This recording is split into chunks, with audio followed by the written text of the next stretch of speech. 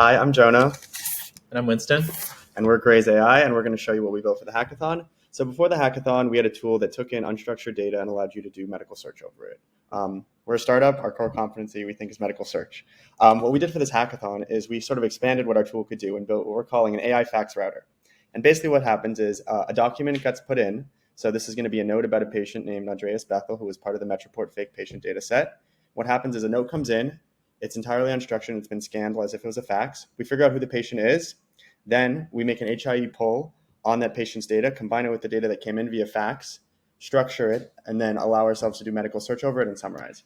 So we're going to show you that. The way the tool works, is, as we said, we figure out who the patient is, and then we have to do all this processing, basically. So, reaching out to the HIEs, figuring out if the data is coming in, all that stuff. And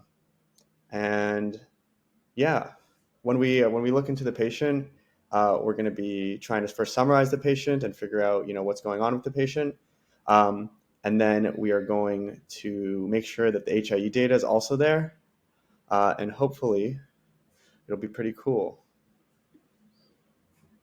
So the document's still processing. So the HIE data we focused on for the hackathon was all the unstructured data.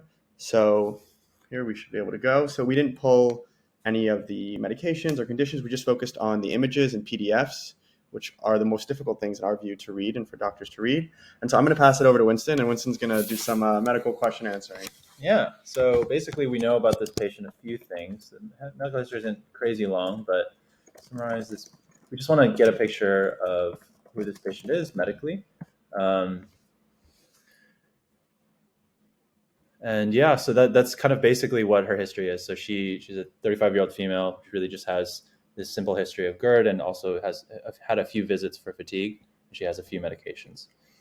So if we want to learn a little bit more, we can say, what imaging tests have been done for this patient to see, oftentimes we want to know, like, hey, what workup has really been done? Like, what do we know at this point? We know that there's actually an upper endoscopy. What's interesting is that the HIE really comes in handy here because, we had on our local files the ability to see we had synthesized some data about this patient, which basically describes like what we had just seen. But the results of the endoscopy was only accessible by HIE. And so by pulling that, it's able to give us this. And now we can ask it what were the results.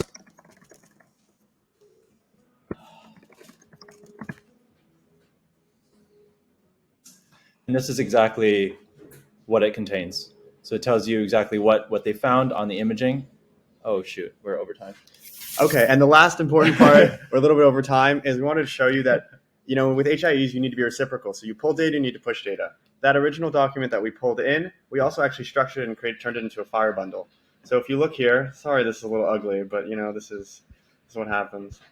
This is a Fire bundle, which represents the entire patient. So Andreas Bethel, that fax that came in, we created a structured document, which is interoperable. And so all of the medications that they were taking inside that document, the conditions, the diagnoses, etc., we structured all of that. So now we're going to be able to push that back and be reciprocal in our usage of the HIE.